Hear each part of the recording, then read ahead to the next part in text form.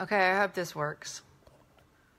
Is anyone back? I had to end it. I don't know why, but my internet wasn't working properly and it kept bleeping out. So my name is Dr. Sharnael Wolverton Sehon. I am with Swiftfire Ministry. Hey, Colleen, I'm going to go back. Oh my gosh, yes. Hey, Julie. So yesterday we talked about split energy and the science of split energy, and how when we forget that God is in us fully, how we can actually cause a negative equation. Hey, Julie. Hey, Tracy. In the code of our biofield, which would cause us to not be able to do the things that we are truly saying that we choose to manifest here on the earth. Hi. So, yes. We talked about God yesterday and how he continuously confirms himself in contracts. Just like a contract here on earth, we usually sign and then someone else signs, and then there's oftentimes a witness. And throughout the Bible, there is the Alpha and the Omega, the beginning, the present, and the end. There is the seven spirits of God, which are all different colors in the rainbow. So when we see a rainbow, that is the Lord's seven signatures of all of the things that he is in the clouds, giving us a promise that there will be a manifestation. And over and over and over again, it talks about where there are two or three gathered in my name, there I will be in their presence. And so go back and watch that first video. You can scroll down below and see that.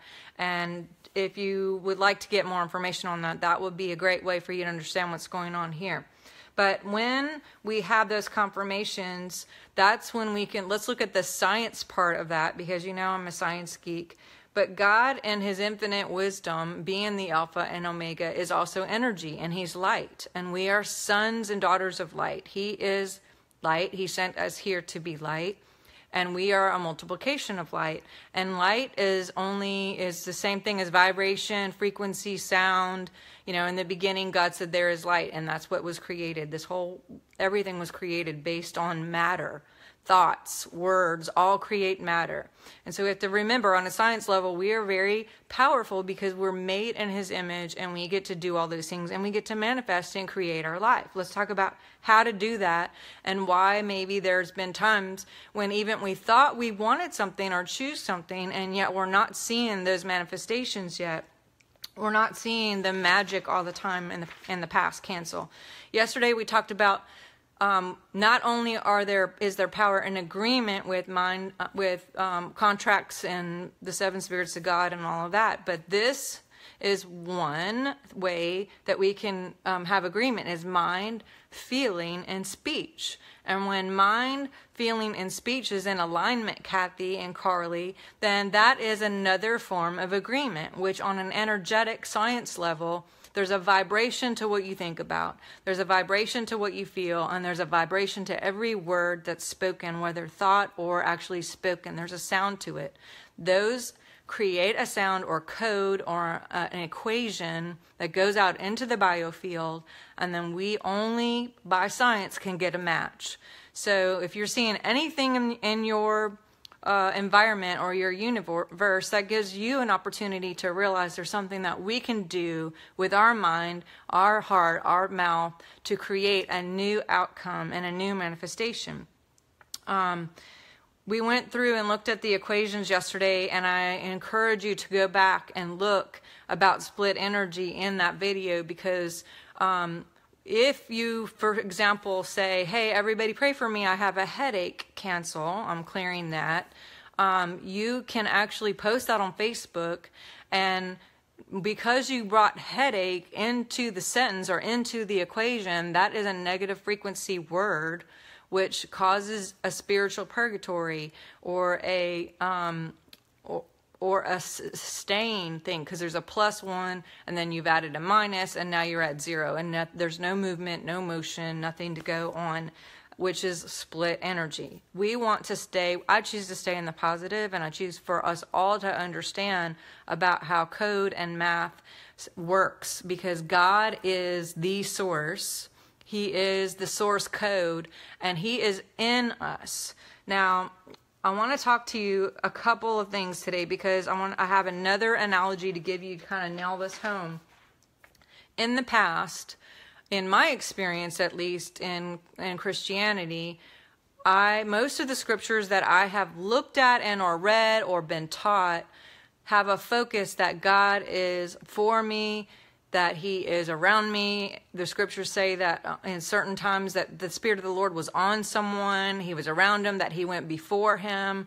You know, all of those things do not necessarily imply that he is inside of the person.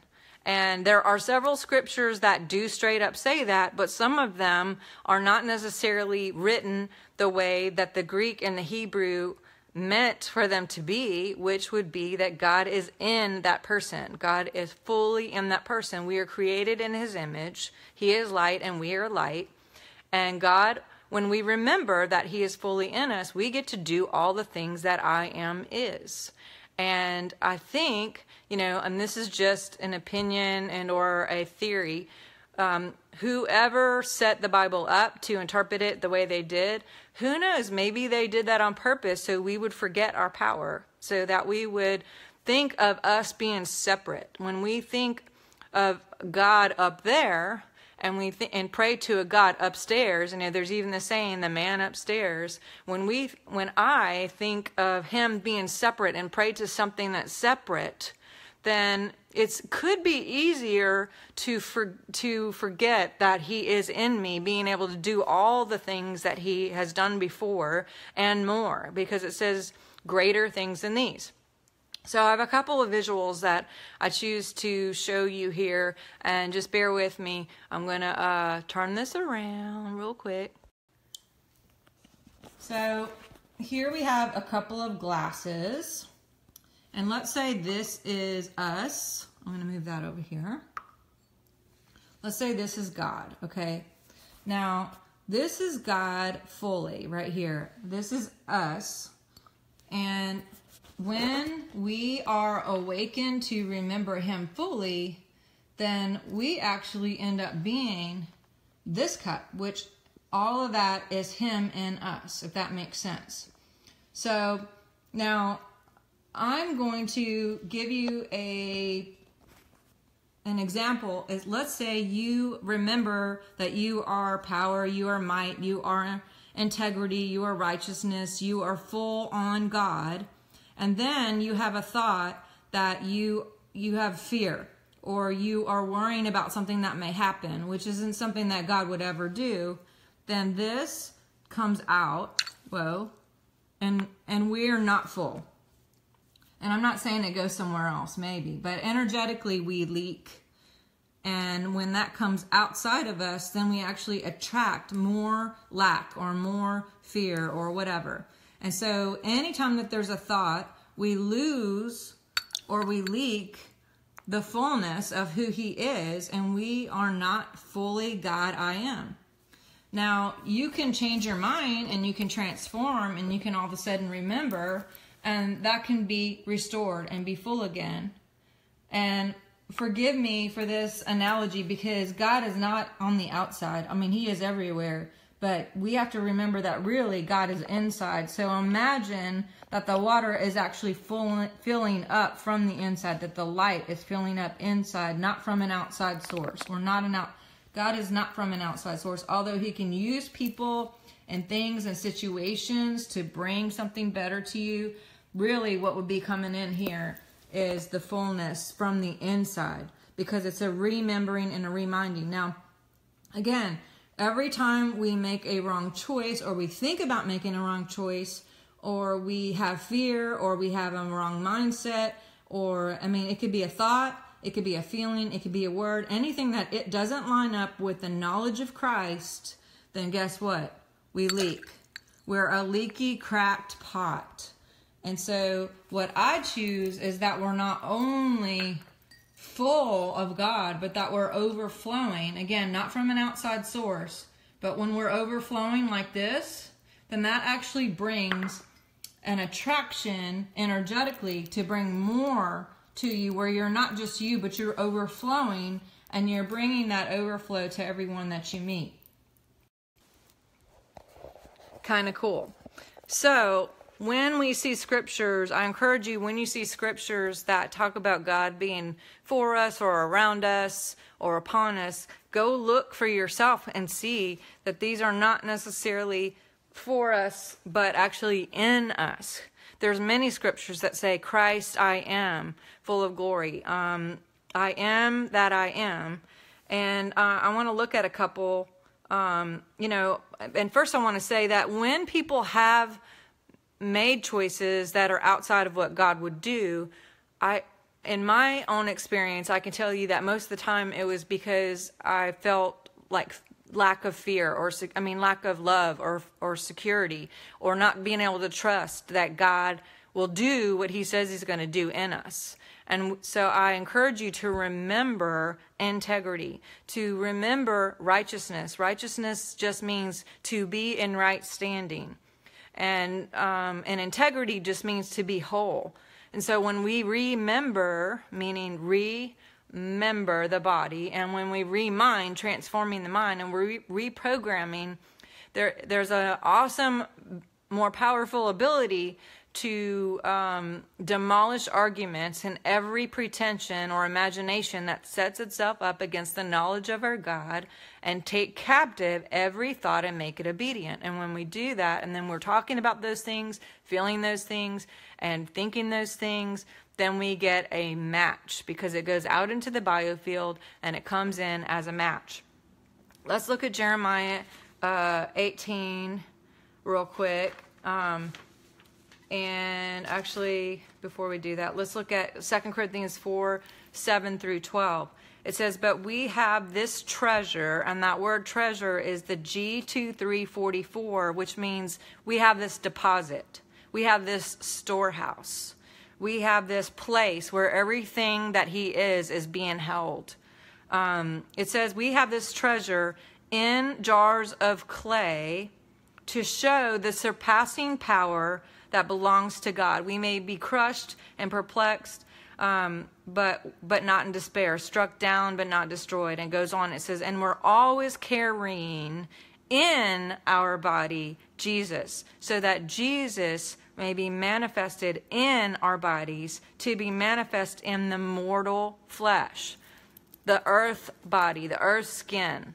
So I thought it was interesting that it says, but we have this treasure, that again, that word treasure is the G2344, which means we have this deposit. We have this fullness that's already there. It is a hard drive, language, fullness, all the things of God are already there. We just have to remember and remind ourselves that they're there. Let's look at Jeremiah 18, 1 through 6, because another thing it says, the potter was working on this wheel, and he even, the Lord tells him, arise. And that word arise means in the Hebrew 6965, to be full. Again, to be or not to be. That is the question. Where are you? Where am I? Where are we? Are we full? Are you full? Do you choose fullness? Again, check yourself and ask yourself, what am I thinking? What am I feeling? What am I talking about? So arise. In other words, hey, be full. He's telling them, be full. And as this potter was working on this clay jar that he had, he noticed there were cracks in it. He noticed that it had spoiled. It had gotten perverted. That's one of the translations. It had compromised, meaning it wasn't its full self. And he's telling it to be, hey, be.